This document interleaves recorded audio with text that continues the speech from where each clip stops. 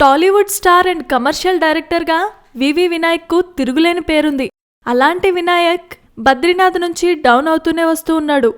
అల్లుడు సీను, అఖిల్ ఈ 2 సినిమాలు వరుసగా ఫ్లాప్ అయ్యాయి. అఖిల్ డిజాస్టర్ తర్వాత అయితే వినాయక్ కోలుకోలేకపోయాడట. ఎట్టకేలకు మెగాస్టార్ కంబ్యాక్ మూవీ అయిన ఖైదీ నెంబర్ 150తో బ్లాక్ బస్టర్ హిట్ కొట్టి ఫామ్లోకి వచ్చాడు వినాయక్. ఖైదీ 150లో చిరును వినాయక్ డీల్ చేసిన తీరుకు చాలా మంది స్టార్ హీరోలు సైతం ఫిదా అవుతూ వినాయక్తో సినిమాలు చేసేందుకు ఆసక్తి చూపుతున్నారట.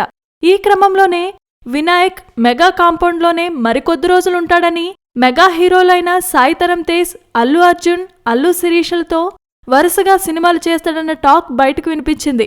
అయితే లేటెస్ట్ అప్డేట్ ప్రకారం వినాయక్ మెగా ఫ్యామిలీ గోడను ఎప్పుడో దూకేశాడట.